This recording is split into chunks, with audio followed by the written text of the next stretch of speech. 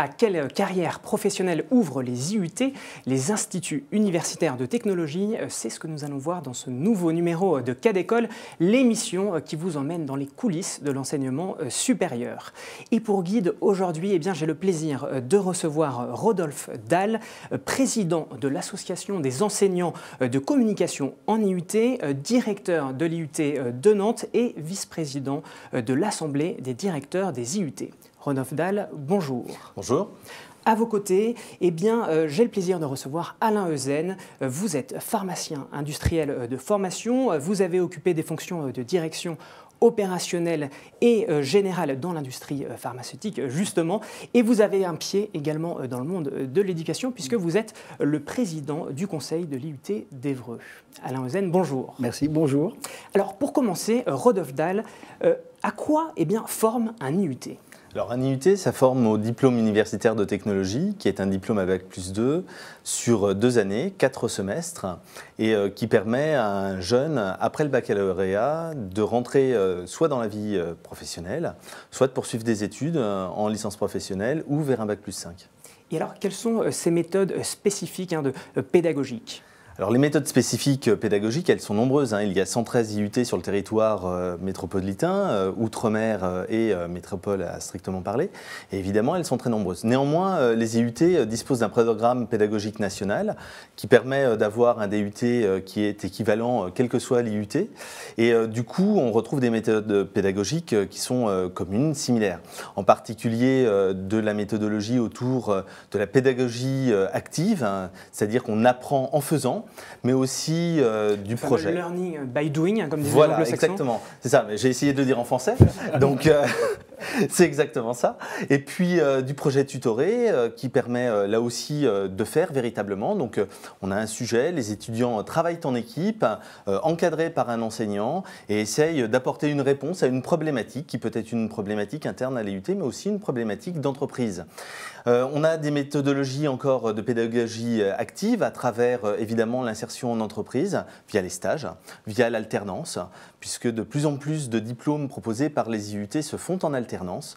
Et puis, on pourrait prendre plein d'exemples après de méthodologies qui sont communes, comme par exemple le projet personnel professionnel, qui permet à l'étudiant, après son baccalauréat, de construire véritablement un parcours, de réfléchir à son activité professionnelle à venir et aux meilleurs moyens d'y parvenir.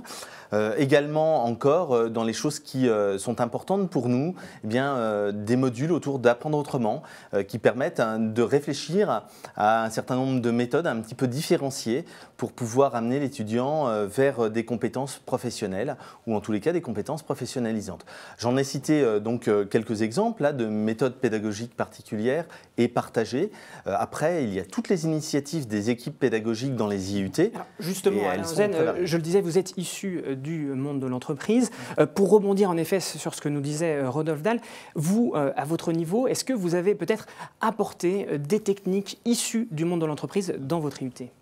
Les techniques qui sont issues du monde de l'entreprise, elles passent déjà bien souvent par le fait que nous avons un ensemble d'enseignants, de vacataires qui sont issus du monde professionnel et qui donc viennent évidemment délivrer des enseignements qui sont dans le cadre du programme, mais qui viennent délivrer des enseignements avec leur application propre liée à chaque secteur, qui peuvent être du secteur secondaire, du secteur tertiaire. Mais c'est la première façon d'aborder l'IUT, c'est de venir dans l'IUT et de côtoyer les étudiants, et avec les étudiants, d'avancer dans ce sens-là. Et puis ensuite, après, il peut y avoir, bien entendu, lors des stages, lors de certains moments particuliers, privilégiés, des forums qui sont organisés, des petits déjeuners avec les entreprises, le moyen de préparer, avec ce besoin, je dirais, demandé par l'entreprise, de préparer des nouvelles méthodes, puisque les programmes nationaux ne sont jamais figés. On a eu, il y a 2 ans à peine, la refonte de ces programmes, pour prendre en compte ce qui a évolué depuis 40 ans, puisque les DUT et les IUT ont 40 ans. Et donc les besoins ne sont pas les mêmes du tout. Alors justement, vous parlez de besoins en entreprise. Quels sont les débouchés professionnels pour vos étudiants ? Alors aujourd'hui, le débouché professionnel, il va se situer à, on va dire, à 2 grands niveaux. Le premier, ça va être le niveau qui va conserver, je veux dire, le niveau Bac+2, le DUT, parfois avec l'ajout de la licence professionnelle. Ceci, ça va nous emmener dans un contexte de technicien supérieur, de middle management, comme on dit, de management au moyen niveau, hein, voilà, et qui va tourner à ces 2 niveaux. Et puis ensuite, ceux qui ont décidé de poursuivre et qui, eux, vont passer sur des cursus directement à Bac+5. C'est-à-dire qu'on peut continuer, en effet, voilà. soit sur une école de management, sur une formation universitaire, une formation d'ingénieur, voilà, tous les niveaux qui peuvent être cités, tout ce qui est à Bac+5, y compris avec les titres d'ingénieur. Et dans ce cadre-là, effectivement, on va passer là dans des fonctions qui vont être des fonctions d'expertise et des fonctions de management opérationnel et fonctionnel directement, c'est-à-dire des gens qui vont avoir un statut de cadre débutant.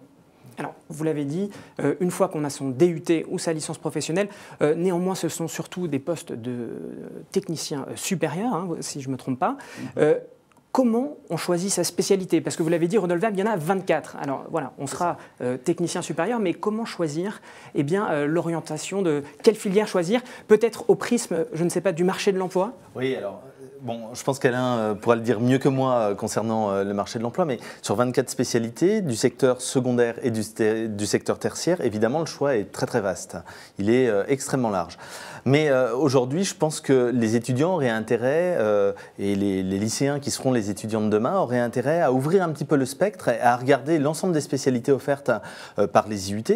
Il y a évidemment les spécialités qui sont assez connues, qui ont finalement une espèce de reconnaissance très spontanée parce que ça correspond à des enseignements qui existent déjà en lycée. Et puis, il y a toute une série de spécialités qui sont à découvrir, j'ai envie de dire, et pour lesquelles il y a plein de débouchés en emploi. Aujourd'hui, on se trouve dans une situation paradoxale. Je vais donner des exemples, mais on se trouve dans une situation tout à fait paradoxale où dans certaines filières d'activité, dans certaines entreprises, on nous dit on a besoin de cadres intermédiaires formés à Bac+2, à Bac+3 et on n'a pas assez de candidats. Il nous manque des gens. Et c'est quand même paradoxal dans un pays où le chômage de masse est important. Donc j'ai envie de dire aux lycéens qui vont suivre cette émission aujourd'hui, de leur dire, eh ben, écoutez, regardez au-delà de ce que vous connaissez. Alors, allez voir. Quel métier, par exemple? Quelques exemples. Quelles activités? Allez, un exemple en tertiaire. Je pense à cette filière qui est STID, par exemple. STID, c'est traitement statistique et informatique décisionnelle. Et cette filière, elle ne parle pas forcément. De quoi on parle là? On parle par exemple des big data, voilà, pour le dire là aussi en anglais aujourd'hui.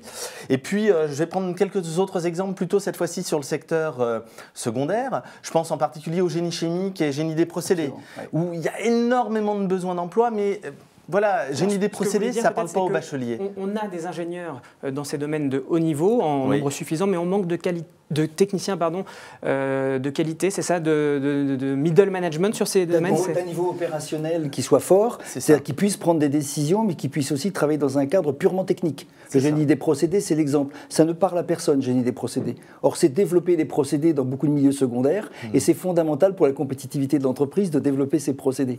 Mais on ne sait pas ce qu'on met dedans, voilà, c'est ça. Je pense aussi, par exemple, à la qualité, à la logistique industrielle, à l'organisation, qui est un autre DUT, qui est moins connu que beaucoup d'autres.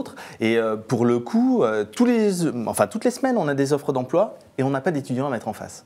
Alors, Alain Euzen, pour donner toutes leurs chances aux étudiants qui choisiraient cette voie de l'UIT et peut-être justement dans les domaines dont vous venez de parler, quelle relation entretenez-vous avec les entreprises pour augmenter l'employabilité justement des diplômés La première chose, c'est que dans l'ensemble du grand bassin d'emploi où est lié l'IUT et autour de son bassin d'emploi, parce que nous ne recrutons pas que sur un bassin d'emploi, mais quand même majoritairement sur des zones territoriales qui sont bien définies, eh bien c'est de rencontrer les entreprises. Nous rencontrons les patrons de site, nous rencontrons les directeurs des ressources humaines, nous les invitons à venir voir ce qu'est notre IUT, nous leur faisons visiter nos locaux, nous affectons par exemple toute la taxe d'apprentissage à de l'investissement, de manière à ce que les technologies soient toujours à jour. Quand je dis technologie, c'est aussi bien une plateforme multimédia qu'une plateforme d'appel téléphonique, que évidemment un gros laboratoire de génie chimique ou de biologie. Donc nous les rencontrons, ils doivent nous reconnaître, ils doivent savoir que nous existons, et puisque nous existons, ils viennent nous faire cette demande. Il faut qu'ils aient envie de venir vers l'IUT,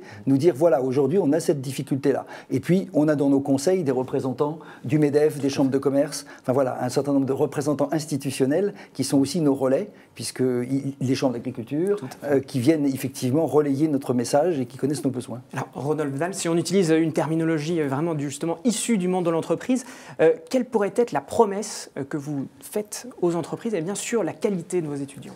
Je crois qu'on leur fait une promesse qui est très simple, hein, c'est de travailler ensemble à construire les ressources humaines dont ils ont besoin. Je dis à travailler ensemble à construire les ressources humaines dont ils ont besoin, puisque les entreprises sont avec nous à l'initiative des programmes. Il faut rappeler que tous les programmes de DUT sont établis de manière conjointe avec les branches professionnelles, avec les syndicats de salariés et évidemment avec l'institution qui est le ministère de l'Enseignement, de l'Éducation nationale et de l'Enseignement supérieur et de la Recherche. C'est un peu long aujourd'hui puisque les deux ministères ont été regroupés. Et puis l'autre promesse, c'est de leur dire effectivement, continuez à venir travailler avec nous en faisant en sorte que les gens qui sont dans vos entreprises donnent des cours chez nous, puisque je rappelle aussi que 30% des enseignements dans les programmes de DUT sont assurés par des vacataires qui sont des professionnels. Et puis, continuez à nous aider à former les ressources humaines dont vous avez besoin en accueillant des stagiaires, des alternants, puisque ce sont vos employés demain. Quelle qualité, justement, auront vos diplômés, vos étudiants qui sortent avec un diplôme universitaire de technologie que n'auront peut-être pas d'autres étudiants d'une autre filière? Qu'est-ce qui fait la caractéristique? Je crois qu'il y a deux grandes caractéristiques. C'est d'abord un niveau de technicité qui est fort et qui reste fort. L'enseignement technologique se caractérise par la capacité à apprendre en faisant. Et donc, voilà, il y a une dimension opérationnelle très forte chez nos étudiants. Première chose. Deuxième chose, ce sont des diplômes qui sont des diplômes assez généralistes, ce qui fait que nos étudiants en sortie ont une grande polyvalence et une capacité à s'adapter aux conditions de travail dans lesquelles ils vont s'insérer. Les différents métiers qu'ils exercent. Donc, technicité, polyvalence, ça sera ma dernière question. Comment on intègre un IUT? Comme on intègre un IUT, on intègre un IUT en candidatant sur APB. Et puis, à partir de là, dans chacun des IUT, eh bien, on va sélectionner des dossiers. Nous avons des étudiants qui viennent des différents secteurs, généralistes et technologiques, et évidemment, il faut un bon dossier. C'est un dossier de motivation, mais un bon dossier aussi scolaire, puisque nous sommes sur des cursus de 850 à 950 heures quasiment par an. Ça veut dire que ce n'est pas le cursus universitaire habituel, c'est 2 fois le cursus. Donc c'est beaucoup de travail individuel aussi, du travail en groupe, du travail tutoré. Donc il faut sentir aussi que le dossier vient d'un étudiant qui est motivé. Mais nous recevons énormément de dossiers et nous les sélectionnons parce que nous savons que ces étudiants-là ont un bon niveau. Et puis ils sont adaptés au cursus pour lequel ils sont en train de candidater. Et évidemment, beaucoup d'appels et peu d'élus, puisque nous avons, dans certaines spécialités, 20 fois plus ou 50 fois plus de demandes que de places. Oui, en même temps, il est important de dire que la sélection, évidemment, c'est d'abord s'assurer du potentiel de réussite et de diplomation. C'est-à-dire que l'idée, c'est de prendre des jeunes qui vont arriver au diplôme. Et évidemment, une des caractéristiques fortes des IUT, c'est le taux de réussite, qui est largement supérieur à un premier cycle universitaire classique. Donc ça, c'est important. Puis la deuxième chose qu'il faut dire, c'est que dans plein de secteurs et dans plein de filières, les jeunes ne doivent pas se brider. Les bacheliers qui veulent aller en IUT doivent tenter leur chance. Quel que soit le niveau de sélection de la filière, tentez votre chance. Il y a les notes, c'est sûr, il y a aussi la motivation. J'ai l'habitude de dire qu'on fera toujours réussir un étudiant motivé. On n'est pas sûr de faire réussir un très bon étudiant s'il n'a pas la motivation. Tentez votre chance, ce sera le mot de la fin. Merci beaucoup, messieurs. Merci. Quant à moi, je vous retrouve très bientôt pour un prochain numéro de CADECOL.